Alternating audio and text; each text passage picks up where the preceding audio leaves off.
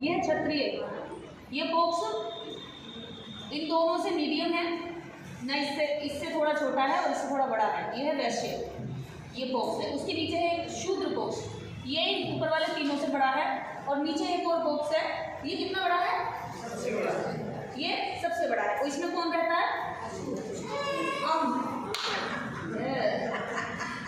तो यहाँ इसमें रहता है, ये जो मंजिल है ये है ब्राह्मण की, और ये जो बनाया हुआ सिस्टम है ये है वेदों का, मनुस्मृति का और हिंदू धर्म का।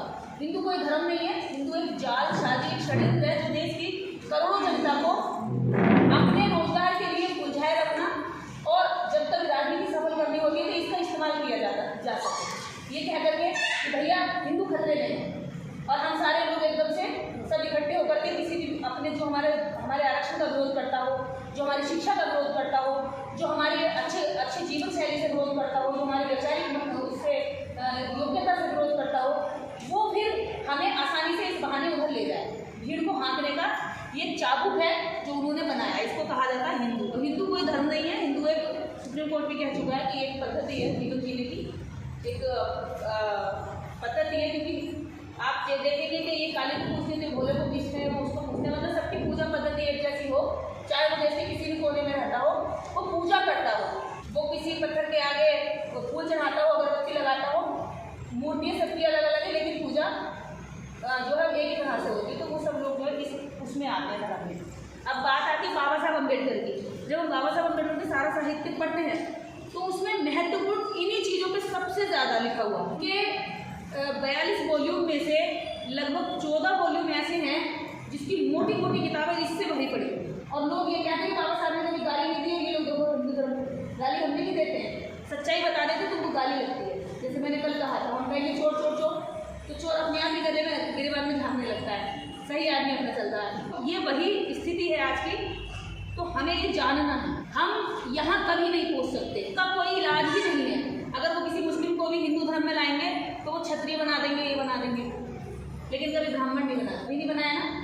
अगर हम कहें कि हिंदू धर्म में ये लड़ाई चल रही है इन बॉक्सेस की, तो सबको ब्राह्मण बना दो, हिंदू मत बना, हमारा झगड़ा सब खत्म हो जाएगा, भाई भाई हम सब आपस में, रोटी बेटी का संबंध हो जाएगा। ये करेंगे, इसकी बेटी से शादी कर लेगा, लेकिन इसे कभी अपनी बेटी नहीं देगा तो एक कंडीशन होनी चाहिए, आपका बेटा डीएम होना चाहिए, एसपी होना चाहिए, या फिर एमएलए एमपी, या फिर कोई बड़ी पोस्ट पर डॉक्टर, या बाहर विदेश में बड़े पैकेज के बिजनेस पर कोई कंपनी में काम कर रहा हो, तो वो दे देगा इस शर्त पर, ठीक है। अब तो फिर कैसे सारे हिंदू हो गए? ये भी नहीं देता, ये भी नहीं देता, यहाँ तक ये नहीं देता, ये भी नहीं देता, तो हिंदू कैसे? फिर वो हमें कहते हैं कि हम हिंदू हैं। ये अपने घर में इसे सम्मान से जगह भी नहीं देता। खुद मनुस्मृति कहती है कि अछूत या शूद्र या वैसे क्षत्रिय इस ब्राह्मण के घर में कभी मेहमान नहीं हो सकते, लेकिन ये इनके भी घर में मेहमान है, इनके भी घर में, इनके भी घर में, सबके घर में पूजनीय मेहमान है। ग्रंथ किसने लिखे? इसने लिखे। किताबें किसने लिखी? इसने लिखी। भू देवता, धरती का देवता अपने आप को किसने लिखा? इसने लिखा। बाकी इन्होंने माना, ठीक है। ये सारी जो इनके ग्रंथ थे उनको पढ़कर, उनकी समीक्षा करके बाबा साहब अम्बेडकर ने अपने साहित्य में इनकी बहुत बारीकी से इनका पोस्टमार्टम किया, और उन्होंने बताया कि यहाँ से आप कभी यहाँ नहीं जाओगे, ना ये जाने देंगे, लेकिन इसके ऊपर एक सबसे सर्वश्रेष्ठ, एक सबसे बेहतरीन एक स्थान है, जिसको बाबा साहब ने लास्ट में कहा कि मैं इस भारत को पोष में बनाना चाहता हूँ। और बाबा साहब के आखिरी समय जो है धर्म के लिए लगे, और उन्होंने इसीलिए 14 अक्टूबर को इसको ले जाओ होता था, तुम्हें मैं अकेले में सिखाऊंगी। बाबा साहब अम्बेडकर ने अपने जीवन के आखिरी समय धर्म पे लगाया, जबकि वो एक अच्छे राजनीतिक थे, अच्छे लेखक थे, तो हर क्षेत्र में बहुत बेहतरीन विश्लेषण करते थे, हर क्षेत्र में बहुत बारीक सोचते थे और बहुत दूर की सोच। उसके बावजूद बाबा साहब को जब लगा कि वो दिमाग काफ़ी होने लगे हैं, तो उन्होंने बुद्ध और धम्म किताब लिखनी शुरू कर दी। और बुद्ध और धम्म किताब को उन्होंने अपने मरने के लगभग 2 दिन पहले ही कंप्लीट किया था लास्ट, और नानक चंद्र के हाथ में दे दी कि इसको प्रिंट करा देना, कच्चा मसौदा उनको दे दिया था। और बाबा साहब ने 14 अक्टूबर 1956 में 10 लाख, लगभग 10 लाख लोग बताते हैं, 10 लाख लोगों के साथ बौद्ध धर्म की दीक्षा ले ली, धर्म ग्रहण कर दिया। उन्होंने ये नहीं कहा, उन्होंने कहा कि मैं जीवन जीने का जो सही तरीका उसको अपना रहा हूँ, और मैं अपने लोगों को कह रहा हूँ कि उसको तरीके को अपनाओ, जीवन को अच्छा बनाओ। तो बाबा साहब ने कहा कि आप यहाँ नहीं जा सकते कभी भी इसमें, लेकिन आप इससे ऊपर यहाँ जा सकते हैं अगर आप चाहें तो। ये है सबसे, और आज वो एक वर्ग बन चुका है जिसको बोलते हैं अम्बेडकर वाद। पता है आपको? बौद्धिस्ट पहले भी थे इस भारत में बाबा साहब से पहले भी बौद्धिस्ट थे, और बाबा साहब सबको सबकी नजर से देखते थे, भक्तों से मिलते थे तो उन्हें सबकी नजर से देखते थे। क्योंकि आरएसएस या आरएसएस तो बाबा साहब के समय पर बना, उससे पहले जो यहाँ के ब्राह्मण थे उन्होंने बुद्ध को ब्राह्मणीकरण करने का पूरा कोशिश किया। क्योंकि कुछ यहाँ पर लोग बचे हुए थे जो बुद्ध को समझते थे, जानते थे, लेकिन उनको अच्छे से कभी बुद्धि नहीं दिया, और बुद्ध को भी एक तरह से मिलावट करते रहे। उन्हें पता था कि जो अवशेष है, जो दबा हुआ सच है, वो कभी ना कभी नजर आए। बाबा साहब हमेशा बौद्ध भिक्षु को भी सबकी नजर से देखते। और अभी हम लोग गए थे महाराष्ट्र, जहाँ उन्होंने पहली बुद्ध मूर्ति रखी थी। कौन सी जगह है वो? पुणे में देहू रोड पुणे में बाबा साहब ने पहली पूरे भारत के अंदर एक ही प्रतिमा अपने हाथों से रखी। हम लोगों को घूम कर आए वहाँ, और उनका एक बंगला भी है वहाँ पर, जहाँ वो अकेले में जाते थे फिर से लिखने के लिए। अब वापस यहाँ आते हैं। अब इन लोगों को ना तो ये कभी अपने बगल में बिठाना चाहेगा, ना कभी ये अपने साथ, और ना कभी ये क्षत्रिय, ना कभी ब्राह्मण तो कभी बर्दाश्त नहीं करता है। वो तो ऑनर के लिए कर देगा, अपनी बेटी तक मार देगा, लेकिन आपको बेटी देने के लिए राजी नहीं होगा। सबसे बेहतरीन रास्ता ये जो एक, और ये बहुत छोटी संख्या है, अम्बेडकर वाली बहुत छोटी संख्या है, जिससे ये ब्राह्मण इतना बड़ा होगा, ये कांपता है, क्षत्रिय कांपता, वैश्य कांपता, शूद्र कांपता। और इन अछूतों में भी करोड़ों की संख्या ऐसी है जो भी अछूत है, लेकिन यहाँ से जो निकल करके यहाँ पहुँच गए हैं, उन्हें बोला जाता है अम्बेडकर वाले। तो अब आपको तय करना है कि आपको यहाँ रहना है या इसके पास जाने के लिए पिटना है, मरना है, कूदना है। ये तो बर्दाश्त नहीं करेगा, ये तुम्हें बता रहे ना, क्यों शादी तक नहीं करने देता भाई। आप इसके घर जाओगे, कल बता रहे थे वो, आपके पहले क्यों नहीं बताया हम आपके साथ खाना पीना नहीं करते? आप बता रहे थे जब मैं आई थी कॉलोनी, बाद में उन्हें पता चला, बसपा के कार्यकर्ता आए तो हमें अगर आप पहले बताए तो हम आपके साथ खाना पीना नहीं करते, तो आपने बहुत बुरा किया। तो ये खाना पीना, खाना खाने से ही तो उनका जो धर्म है, उनकी जो जाति है वो भ्रष्ट होती है। तो यहाँ आप कभी आ नहीं सकते। आपके पास क्या रास्ता बता, आप कहाँ जाना चाहेंगे इस जगह से? ये है सम्मानजनक रास्ता, ये है कॉन्फिडेंट रास्ता, ये है हमारे महापुरुषों का वो बाईपास रास्ता, जिन्होंने इनको नकार कर कहा कि हम तुम्हारी गुलामी नहीं सीखा, हम इसकी भी मार खाएं, हम इसकी भी खाएं, इसकी भी खाएं, इसकी भी खाएं।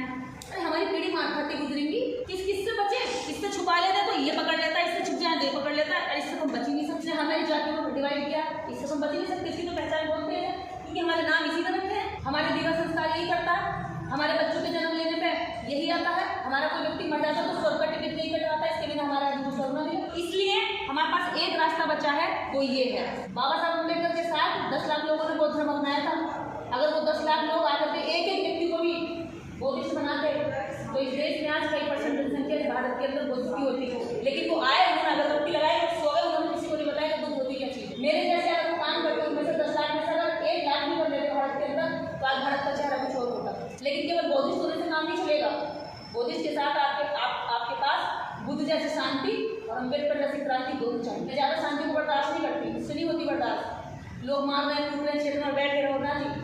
अगर किसी ने एक मारा तो उसका दूसरा उठने से पहले तोड़ के रख दूंगी, ये मुझे चाहिए। हाँ, मैं बुद्ध जैसी शांति चाहती हूँ, लेकिन वो मेरे मन में हो, मैं बाहर से इतनी आक्रामक दिखूँ कि सामने वाला मुझे आकर टच करने की कोशिश भी ना करे। और ये मुझे भी समाज की महिलाओं में देखना है, ये हजारों वर्षों से बिल्कुल मुर्दा जैसी है, उनके लिए इस्तेमाल करने का सामान है। अभी मैं होली की बात कर रही थी, बुरा न मानो होली है। अगर बुरा न मानो होली के अगर हमारा ये व्यक्ति अगर इसकी महिला को जाकर रंग लगा देगा ना, उसके गाल पर टच कर देगा तो उसके हाथ पैर तोड़ जाएंगे। लेकिन ये बुरा न मानो होली के इसकी महिला के गाल पर रंग लगा के यहाँ तक हाथ कर देता है। बुरा न मानो होली है, यही सच्चाई है। वहीं खड़े कुछ नहीं बोलेंगे, कोई ऑब्जेक्शन नहीं है। बुरा न मानो होली है, सारे त्योहार इसलिए बनाए हैं, इस बहाने से आपको बहुत अच्छे से वो टच कर सकते हैं। पहले से टारगेट करते हैं किसकी बीवी को, किसकी पत्नी को चुनना है इस बार। तो ये आपको कभी यहाँ पे कुछ नहीं मिलने वाला। यहाँ आप हमेशा कभी मंदिर में कूटे जाओगे, हर घटना आती है कि आज दलित को मंदिर में घुसने से पीटा गया, मारा गया और वो भगा दिया, कभी कहा बाल पकड़ के मारा, वो महिला को अंदर नहीं घुसने दिया। कितने मंदिर ऐसे हैं जहाँ पे महिलाओं ने आंदोलन करा तब उन मंदिरों में जाने की इजाज़त मिली। कामाख्या मंदिर है केरल में, जहाँ पे कहने को तो वो महिला का मंदिर है, वो एक ऐसे उसके अंग का मंदिर है, लेकिन उसी मंदिर के अंदर औरतें नहीं घुस सकती थी महामारी के दौरान। एक गुवाहाटी में वो उसका मंदिर है, शनि मंदिर था, उसमें महिलाएं नहीं घुस सकती थी, तो महिलाओं ने उसके लिए आंदोलन किया। अब जब वो बेवकूफ आंदोलन करेंगे तब उन्होंने पागल कह रही थी, क्यों मंदिर में घुसने का क्यों आंदोलन करना भाई? मारो ऐसे मंदिरों को, तोड़ दो, उसको तोड़ के आना चाहिए था। ये मंदिर ही नहीं रहता, इसमें औरत नहीं घुस सकती, क्या करना है इस मंदिर का? तो मंदिर में औरतों को नहीं घुसने दे रहे हैं और औरत के ही नाम से मंदिर है। तो ये कैसी सोच है उनकी? वो कभी औरत को सम्मान की नजर से नहीं यहाँ अम्बेडकरवाद में हमेशा महिला बराबर होती है। आपने देखा होगा यहाँ जितने पुरुष हैं उससे अधिक महिलाओं को हमने बुलाया, ज़्यादा फोन किए, ज़्यादा इन्वाइट किया। यहाँ मंच पर बोलने के लिए भी आपने देखा होगा तो पुरुष 1 या 2 बोले होंगे, 2-4 मिनट। महिलाओं को हमने बीच बीच में टाइम, स्पेशली महिलाओं को ज़्यादा हमने फोन किया। यहाँ जितने पुरुषों ने बोला उसमें महिलाओं को बराबर के सम्मान की बात होती है। यहाँ कोई ये नहीं है कि भगवान सामने रखे उनकी आरती गाई जा रही है सारा दिन, ठीक है। अगर उनके पास जाएंगे तो आपको क्या बताएंगे कि 4 बार शिव की आरती करो, देवी दुर्गा की आरती करो, उनकी वंदना करो, उनकी स्तुति करो और आपका ये भला हो जाए। और कभी हुआ नहीं, और वो उनका महिमा मंडन कराते हैं। कभी बुद्ध ने नहीं कहा कि मेरी तारीफ करो, कभी बुद्ध ने नहीं कहा कि मेरे बारे में मैं कोई घूसखोरी दूंगा, मुझे 100 रुपये का प्रसाद चढ़ाओगे तो मैं 1 लाख का बंगला दूंगा, कभी भी तो नहीं। तो यहाँ पे सारी ताकत जो हमारे अंदर है उसको बाहर लाने के लिए प्रयास किया जाता है। बुद्ध से हम ऊर्जा लेते हैं, ना कि बुद्ध से हम कुछ देते हैं बुद्ध को। अगर यहाँ पे आपने दान पानी कर दिया है, 10 रुपये 100 रुपये आपने चढ़ाए, तो इसलिए कि इस जो बुद्ध विहार की मेंटेनेंस है, पंखे के नीचे बैठे ये पंखे चलते रहे। अगर दीवार नहीं टूट जाए तो उसे लगा दे, तो टूटी टूट जाए तो उसको लगा दे, इसलिए ना कि इसलिए हमने कहा कि आप बुद्ध को दान चढ़ा दो। उस नाम से तो नहीं बोला ना, आपने 5 चढ़ाए या 10, वो दान पाने का, इसलिए कि हमें कुछ दान आए। तो इसलिए आज ज़रूरत है कि हम जो भी हम करें, हम इसके लिए करें, सम्मान के लिए करें। और जब ये सम्मान के लिए होने लगेगा ना, तो हमारे पास जो ये लोग हैं, हमें देखकर ये भी आएगा शूद्र। आज हमारे साथ में बहुत सारे यादव हैं, शाक्य हैं, मौर्य हैं, पुष्पा, अलग अलग जाति के लोग हैं, वो सब शूद्र में आते हैं। ओबीसी, तेली हैं, कुर्मी हैं, धोबी हैं। तो वो क्यों आए? क्योंकि उन्हें लगा कि ये रास्ता ज़्यादा बेहतर है। और ये सड़क पे जब आप यहाँ से निकलोगे, जैसे मैंने बताया आपको, ये भी टारगेट करेगा, पहले ये भी मारेगा, ये भी पीटेगा, ये भी पीटेगा, ये तो बिल्कुल रोक लेगा ही। और सबसे ज़्यादा ये पता कैसे रोकेगा? उस कानून से, जो कानून आपके लिए बाबा साहब अम्बेडकर ने स्पेशली ध्यान में रखकर बनाया। संविधान कानून सबसे ज़्यादा वकालत अगर करता है तो करता है, सदियों से कुछ नहीं मिला, उन्हें सब कुछ दिया, अचानक से मिल गया संविधान में। जो सोच भी नहीं सकते, अरे मैं चुनाव लड़ सकता हूँ, क्यों नहीं लड़ सकते? कल जैसे दीदी ने बताया कि आपकी फ्रीडम है, आपका राइट्स है, क्यों? और ये बात तो इतने सालों बाद जब संविधान लिख गया, उसके सालों बाद अछूतों को, दलितों को तो काशीराम साहब ने बताया, संविधान की बात भी नहीं पता था। काशीराम साहब ने कहा रिक्शा चलाने वाले को भी नेता बनेगा, अरे चंगा जूता सिलने वाले, अरे तू वोट दे थोड़ी सकता है, तू एमएलए का फार्म भर सकता है, जा तुझे नेता बनाऊंगा।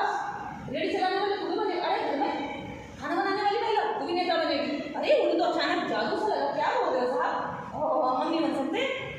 वो नेता लोग तो बड़ा लोग होता है, वो तो बड़ा अच्छा कपड़ा पहन के आता है, वो तो गाड़ी से